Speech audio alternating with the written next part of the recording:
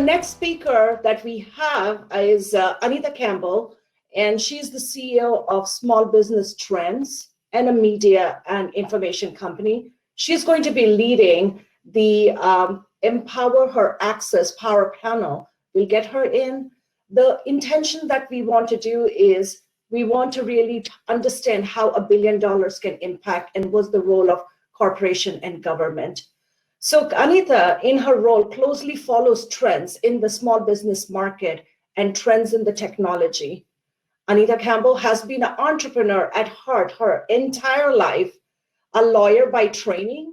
She has a wide range of interests as reflected in her varied background in banking, information technology, human resources, marketing, and e-commerce. She's a business speaker, analyst, publisher, and writer, widely regarded as an authoritative voice on small business issues. Anita publishes several online media properties reaching over 20 million small business owners annually. She also shares her voice on an openforum.com and is invited to contribute at the SBA.gov community site, among others. I am so excited to have her moderate Empower Her with Access Power Panel to lead a powerful discussion about the role of corporation and government to drive economic inclusion for women. Welcome, Anita.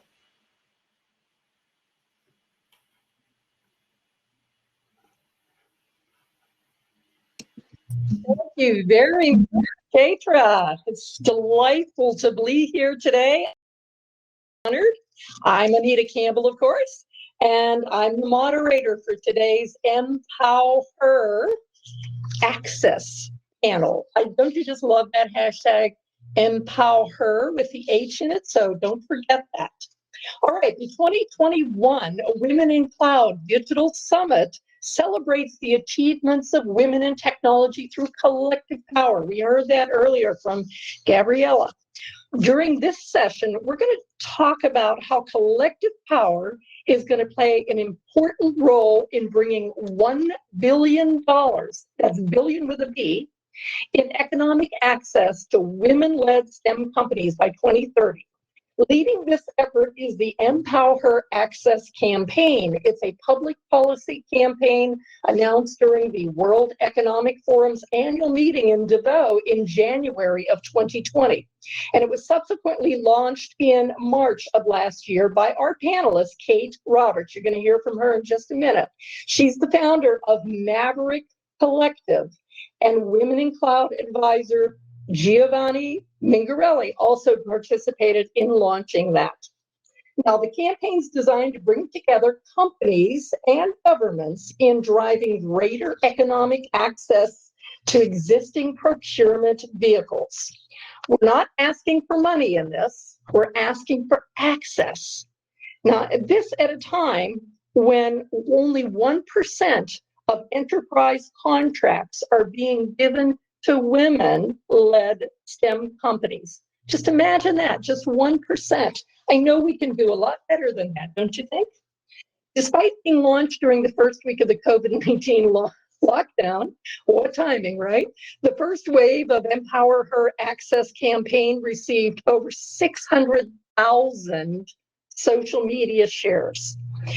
And it featured notable supporters such as Canada's first and only women Prime Minister, the Right Honorable Kim Campbell, who we'll be hearing from shortly, Washington State Senator Patty Kuderer, and Canadian Minister of Procurement Anita Anand, just to name a few of notable people. Now, this year's EmpowHERaccess campaign will support what Women in Cloud does best. It's going to match women companies with procurement opportunities. And that's really what it's all about.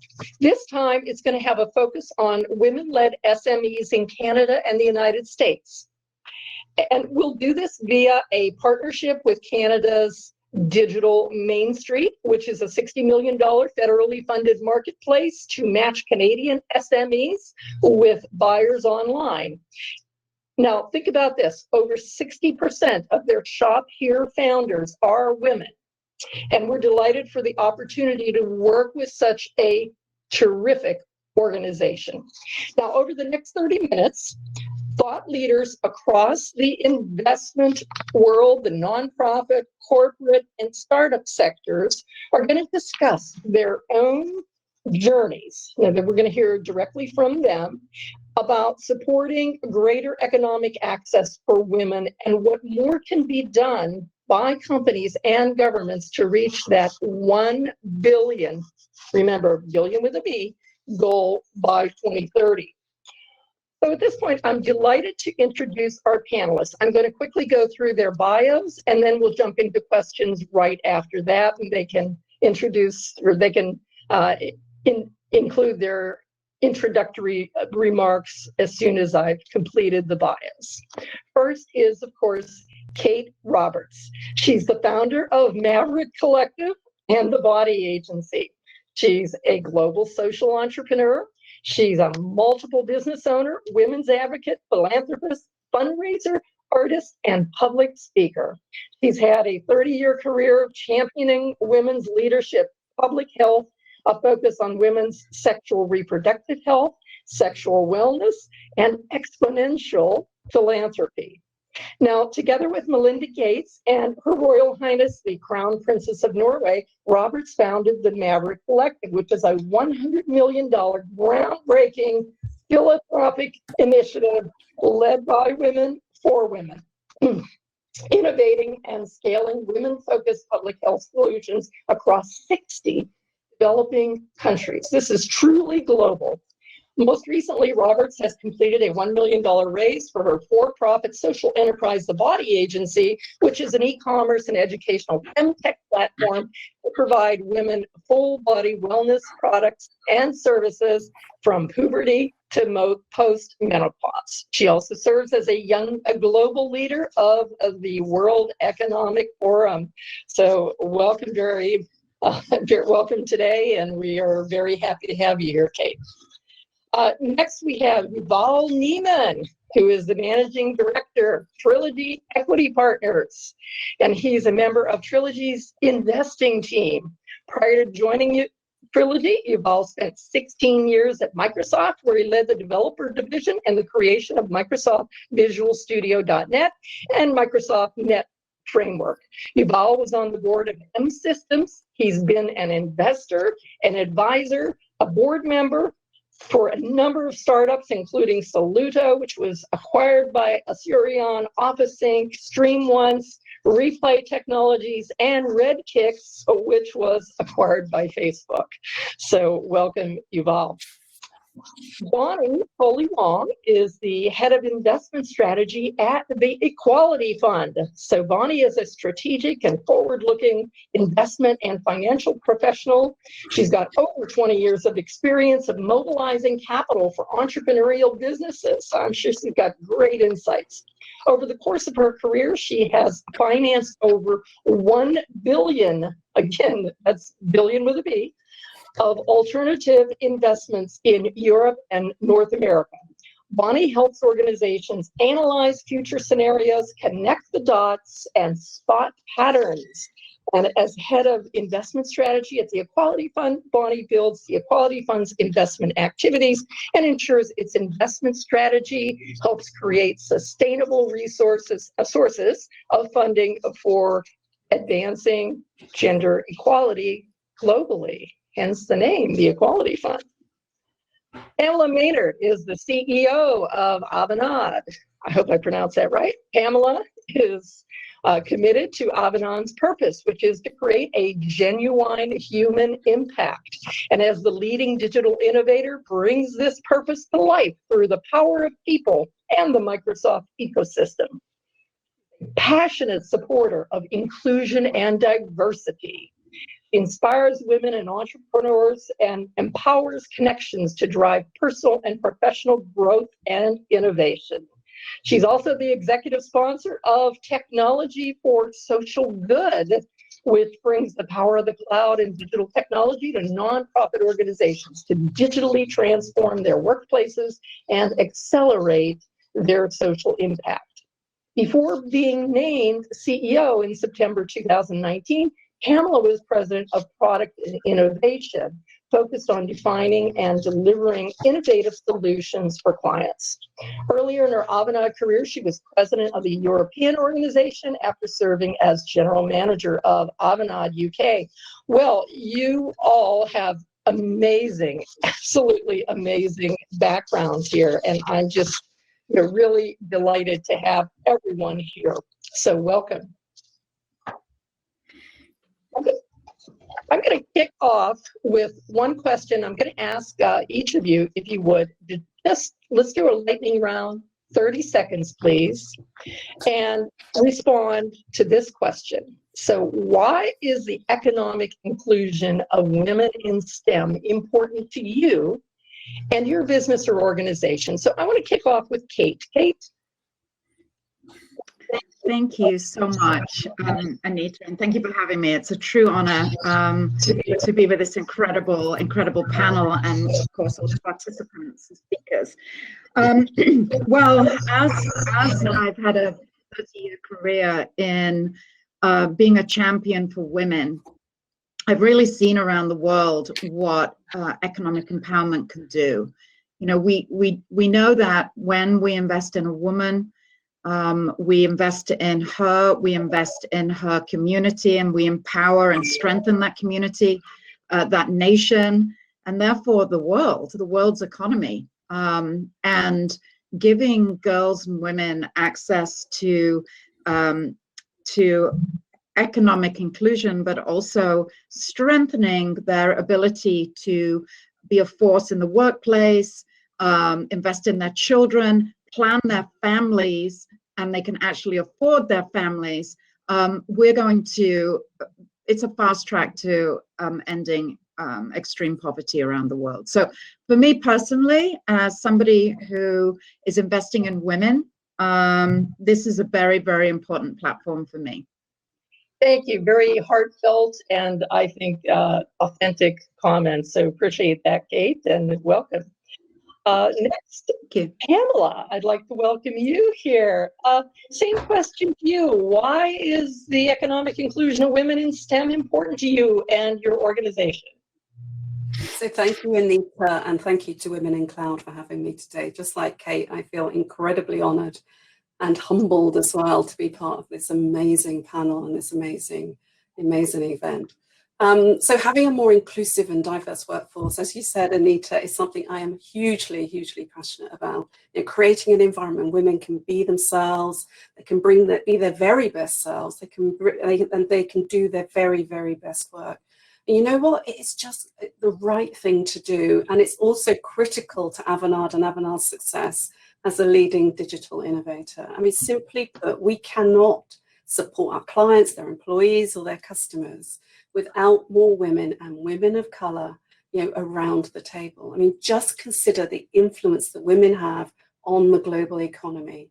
Women control over $20 trillion. That's about 85% of all consumer spending worldwide. You know, women even purchase 50% of traditional male products, be that cars or automobiles or consumer electronics or home improvement goods. You know, so we absolutely influence almost every purchasing decision across the major industry sectors. I mean, I could go on, but in reality, you know, if we don't have talented women applying their perspectives, sharing their skills, their innovative ideas, we just won't be able to create the compelling experiences and the innovative solutions that our clients demand of us.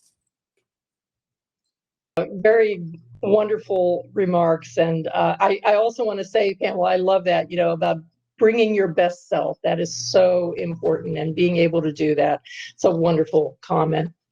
Well, next I'd like to move on to Yuval, and I hope I'm pronouncing your name correctly, Yuval. If not, please let me know. Same question to you. Why is the economic inclusion of women in STEM so important?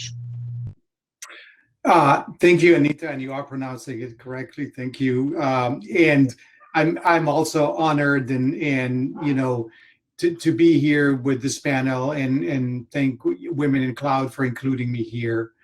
You know, I'm going to answer this, with the angle of investments, and especially investments in early stage startups, which is what we do. Diversity in investment is a real issue. If you look across the venture capital industry, the percent of women entrepreneurs who get funded is just absolutely low. And for us, it's actually been part of how we've worked since our firm was started about 14 years ago. And I think a key thing, and I'll get back to that theme, is you got to have women in leadership to affect change. And so one of the founding partners and main investors of the fund is a woman, and we are 3 partners who run the firm for the last dozen years, and one of them is a woman, my partner, Amy McCullough. And I think that has brought just a different sense of how we look at this. And when you invest early stage, we typically invest in a couple of founders. So it's a fairly intimate relationship between us and the investors, and how we work with these companies in their early stage, where they go from 2 to 5 to 10 to 30 to 50 to 100 employees. I think part of it is other investors don't have as much diversity, and if they have diversity, it's among the more junior people, not the decision makers. And I think sometimes it means that they overlook great women entrepreneurs. So we've been fortunate to have this kind of way of looking at and see it as an opportunity that other investors are not seeing, potentially some great female entrepreneurs, and also that these entrepreneurs feel comfortable working with us, as I mentioned, in this kind of early, more, almost one-on-one relationship. Now, when you have a woman entrepreneur that then becomes, CEO of a company that's growing, like one of our example, a company called SkillJar, led by Sandy Lin, we invested, 5 or 6 years ago.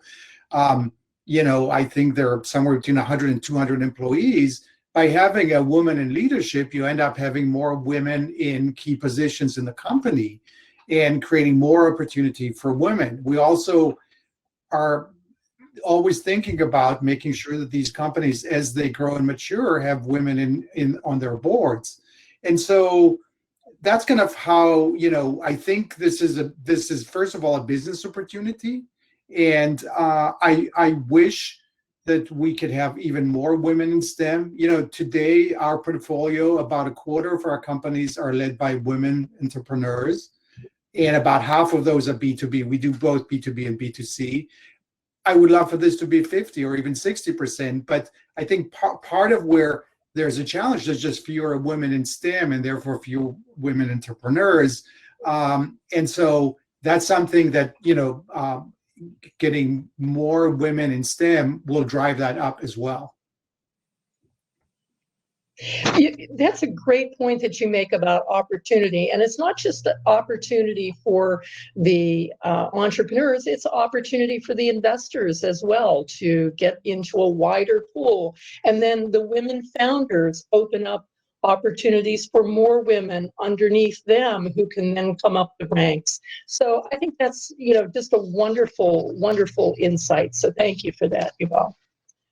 All right, we've saved best for last. Bonnie, your answer to why is STEM important? Yeah, and a couple of lenses. Thank you, Anita. As someone who comes from a STEM background, I have a mathematics background, the freedom to be able to choose a path in STEM was really powerful and a big difference maker, quite frankly.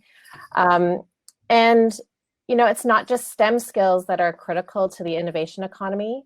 We need diverse perspectives as well, because I want to see a future that's created for all of us, not just for a small subset of the world, but a future that's actually, more equal, more fair, where everyone has access to choice and opportunity. And so we need those diverse perspectives. We need more women to be able to choose a path in STEM. A great point. It's a future for all of us. I think that's a wonderful quote. Thank you. Well, let me jump over to Kate. I've been dying to ask this question to Kate, because you have an amazing background founding the Maverick Collective, this $100 million women's impact organization with Melinda Gates and the Crown Princess of Norway. I mean, you operate in some heady company there. Now, this year you closed this $1 million investment round to build a women's sexual health enterprise company. So tell us about your journey. Yes, thank you so much for the great question.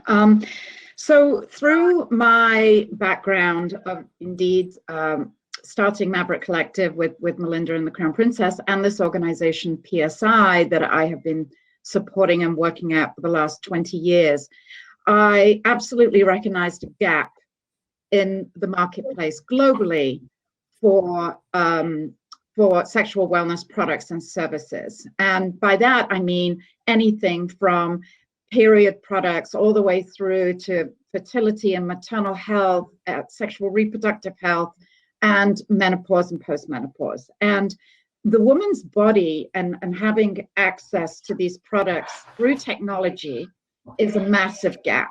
A massive gap. It doesn't matter if you're in Zimbabwe or Detroit, there is a huge gap. And so when I went about really thinking through this gap, and I should say, to echo Pamela's comments, the opportunity for women investors and women philanthropists for this marketplace is absolutely huge. $2.7 trillion will be passed into the hands of women over the next number of years. I think by the statistic is by 2024, there will be $2.7 trillion, not billion, trillion in the hands of women. So with building Maverick Collective and focusing on key innovations in healthcare for women and testing it through the platform of PSI, there was a big gap.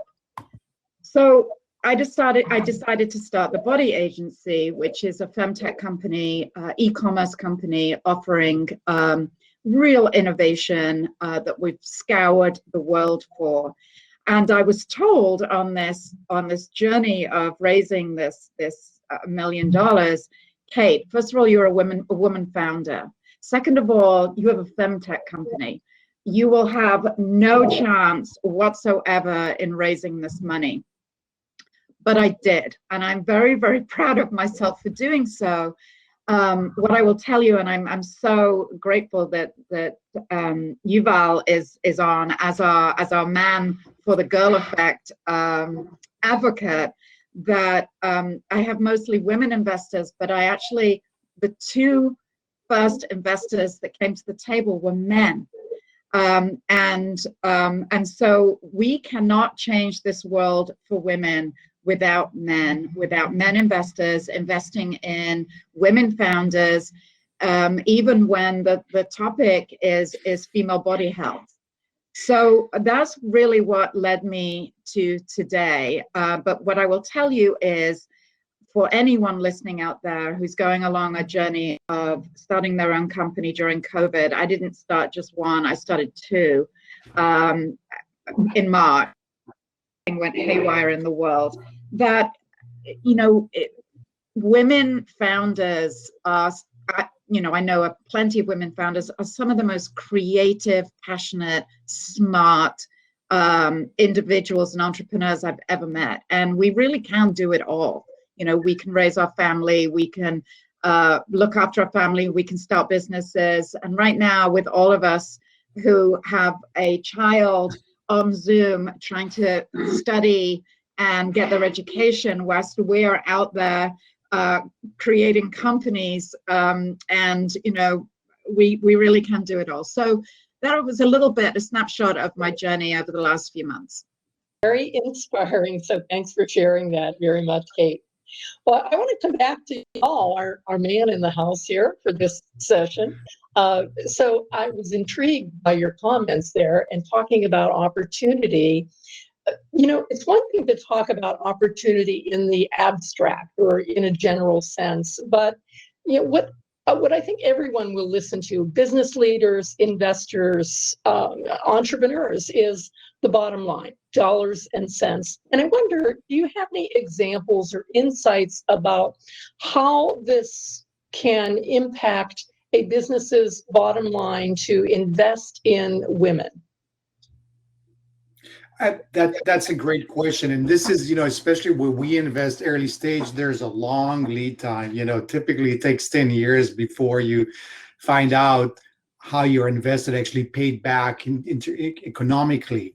And I just want to step back for a second before I answer your question is we view ourselves as, economic animals. I mean, our job is to get maximum return for the investors whose money we're investing, a little bit of our money, but it's mostly other people's money. So, us investing in way more women entrepreneurs than most other VC firms, we just see this as a business opportunity. In terms of actual returns, I would say that, the business we're in is kind of interesting because, we probably invest in one company out of 100 companies that we see. And it's really hard to predict, what company that is today, two people with a little bit of technology or an idea will become, a company, that has, $100 million revenue and, 1,000 employees and could IPO, We have had a number of women-led companies be very successful. The company I mentioned is, kind of on its way there. And so it's hard for me to give you hard numbers, but we're definitely seeing success, a very good sign of success of these early companies growing, and that the ones led by women are doing as well as the one led by men. It's not, I wouldn't say, so I think that's very clear. And we're, just in the last 12, 15 months, we've invested, personally, I've led 2 investment in women-led B2B companies very early, and they're both, they just had their, second and third paying customers and, very, very early in that journey, but it's looking very promising. So I think it's too early for us because of the nature of our business to have hard numbers, but the metrics that we look at look very promising, and at the very least, the women-led companies are doing as well as the men. That's great to know, and it's great to hear this from a male, because I do think that message will resonate, certainly, and we look forward to seeing more and more investments. All right, I'd like to jump to Pamela at this point. So, Pamela, Avanad's purpose is to make a genuine human impact. How are you supporting women in this journey, and why is it important to your business model to do so? So, thank you for a great question again, Anita. And I touched in the opening on why diversity is good for our business. Innovation demands it. We've heard that already. And women are critical drivers and also consumers of that innovation. So from an Avanade perspective, we've pursued a very deliberate, very purpose-driven strategy around inclusion and diversity since our inception 20 years ago, starting first with programs aimed at increasing the number of women pursuing STEM careers. And we did that through our global partnership with Junior Achievement and providing mentoring to young people as well through, and also access to for young women through our Avanade STEM Scholarship Program, which helps women from underserved communities to pursue STEM degrees. And then we stepped back and we thought, well, as we've got women into the STEM workforce, what do we need to do to actually keep them here? Because again, as we've heard today already, women are dropping out of technology, the technology industry, technology careers at a much greater rate than men are right now. But so internally, we've put a number of different people processes in place, that we can see are already making a difference. We've thought about diversity in our hiring and recruitment processes, making sure we've got candidate sating guidelines, making sure we've got women involved in the interview process. We've actually looked and put in place processes in our performance management as well, to ensure we're seeing women progress through to our leadership roles. And I'm delighted to say we've got way more women now in leadership roles at Avanade than we've ever had before, including 3 of our board, or 5 are women at Avanade. And we also held up the mirror by setting measurements and targets, metrics, to ensure that from an executive leadership team and our global leadership team, we were actually doing what we said we needed to do and seeing our inclusion and diversity agenda progress. But COVID-19, the pandemic, has exacerbated gender inequality, and Gabriella said that earlier as well. Women on average, even before the pandemic, were shouldering 3 times the responsibility of caring for families and elder care than men were. And it's just got so much worse. With women having to juggle work, having to manage integrating home and work life, and also, as we just heard from Kate, taking a huge responsibility around the 87% of children who are currently remote learning at home right now. And so from a technology industry perspective, we're no different than any other industry. And at Avanade, what we've been doing is looking at how can we put in place resources that help our women to stay in Avanade. We've embarked on an alternative work week, looking at flexible working, put in place resources around well-being and also mental health. And it's because what I want is, I don't want anybody to feel that they should opt out. That's absolutely what we need to stop and avoid. And I'm a firm believer as well, Anita, in the fact that a rising tide lifts all boats. So by empowering women, providing them more access, the opportunity to work, we all win. Communities will prosper, families become stronger, and economies will absolutely thrive. The potential impacts are enormous, and therefore I see no reason why every single business on the planet isn't opting in to helping and to play some part in making that possible. Great points. And I also want to call out your point early on about getting women involved in interviewing. That is so important, especially for executive positions. As a former HR VP, I can tell you that women see different things in interviews. They interpret body language and responses very differently. So great insight. Great. All right. Now, Bonnie, you financed over $1 billion of alternative investments in Europe and North America. So what do you think the world would look like today if all of that money had been invested in women-led companies and projects? I mean, what do you think that would look like? Yeah, and with that question, I have something at the back of my mind. Christine Lagarde, who was formerly the head, said in 2008, after the financial crisis, if it was Lehman Sisters instead of Lehman Brothers, the world would be a very different place. So, it's been 12 years since that event, but that still wears on my mind. And I do honestly think the world would be a very different place. Just to name a few ways I think it would be different. I think we'd have a safer place, both in terms of how physical goods are created, but also how digital spaces are created. We've heard about how crash test dummies were designed to be large, based on male composition of the body, where the weight is distributed. When airbags were first deployed, they were not safe for pregnant women because the people who designed it didn't even contemplate that someone could be sat there. And so, even from that perspective, we'd have much safer things.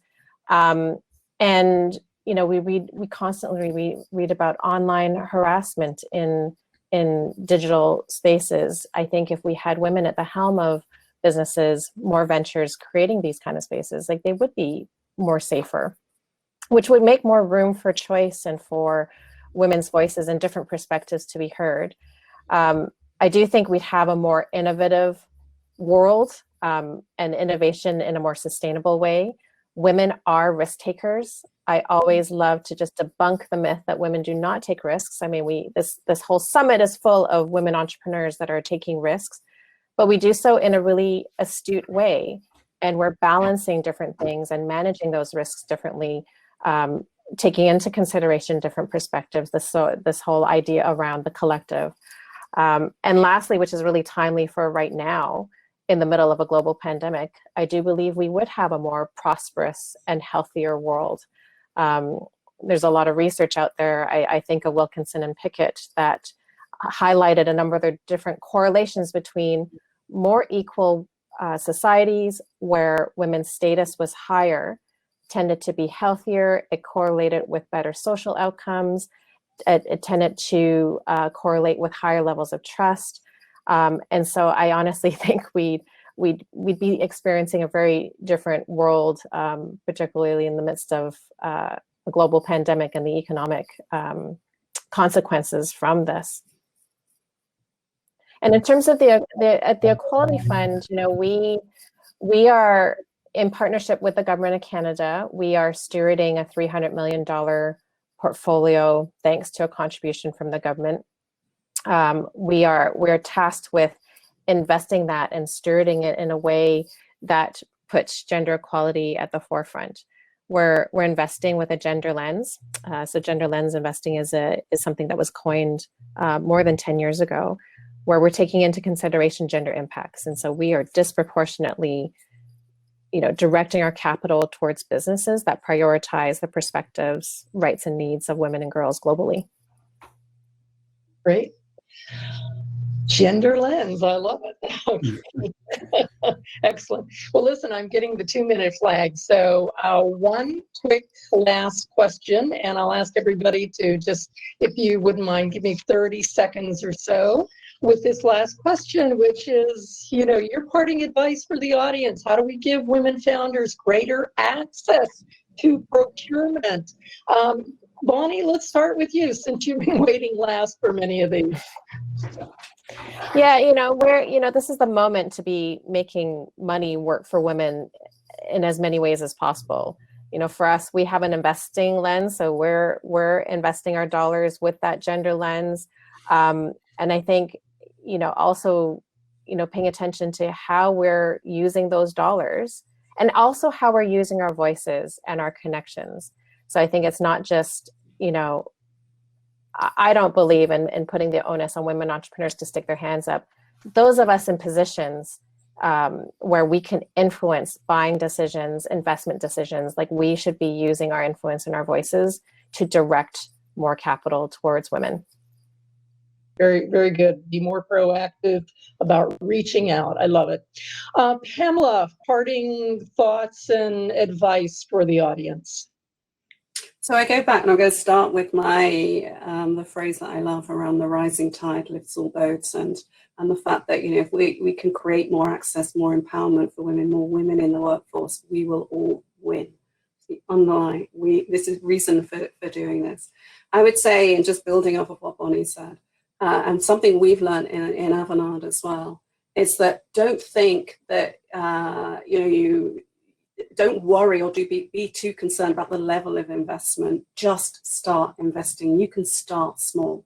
The first thing. The second thing as well, which I think has also been really important for us, is think about partnerships, right? The way to accelerate and to have even more impact is through partnerships. It's through collaborations. It's through collective power. And the most important thing of all is let's all just get started. Just do it. I love it. Okay. All right, Yuval, your parting advice. First of all, I love what both Bonnie and Pamela said, and I 100% agree with that.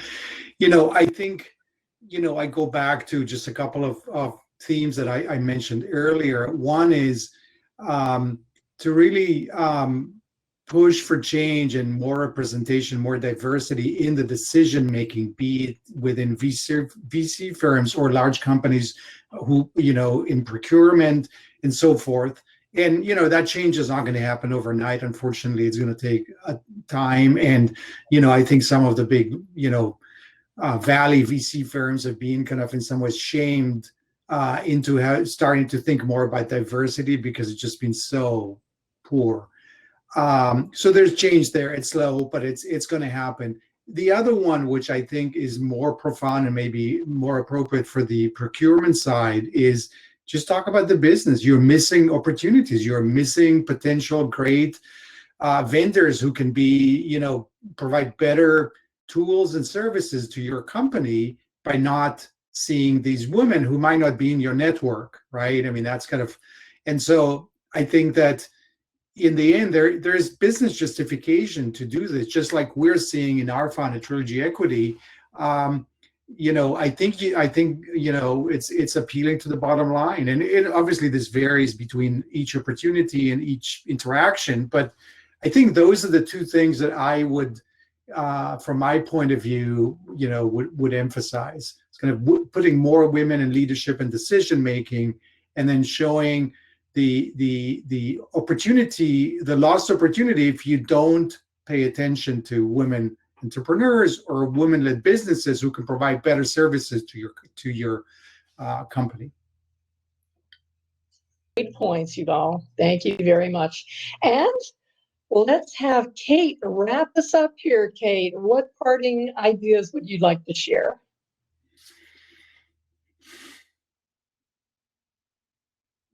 You are on mute.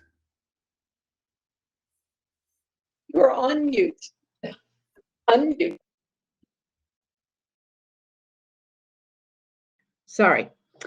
I'm about to state something that might be obvious to people, but, our body, our female body is our power. Our sexuality is our power. It is not a negative force. It's a huge positive force. Our body is our power. We don't need to dress up in a pantsuit and try to be a man, right? Our sexuality is our power. Health is wealth, right? We need health before anything else. I want to echo what our other panelists have said. Collective action, don't reinvent the wheel. It's all there. We don't need to do anything else. Collectively working together is our power. The world is now connected. Whether you're in a slum in Zimbabwe or in New York City, we need to invest in technology in connecting those dots. And lastly, I would say that really not working in silos. We really work in silos. We can't stop talking about our company or our thing. And it really is a time to take a business approach to all of these problems, whether you are marketing or selling to the poor, or whether you are marketing to the uber rich. It really is all about a business approach and investing in that innovation together. And that is my last thought. I hope I summarized everyone's comment. You did a great job, Kate. Thank you so much. Well, we are out of time. This has been absolutely amazing. You have shared wonderful insights. And so Bonnie Foley-Wong, Kate Roberts, Pamela Maynard, Yuval Neiman, thank you all very much. Thank you, Anita, for hosting that. That was awesome panel. Thank you so much.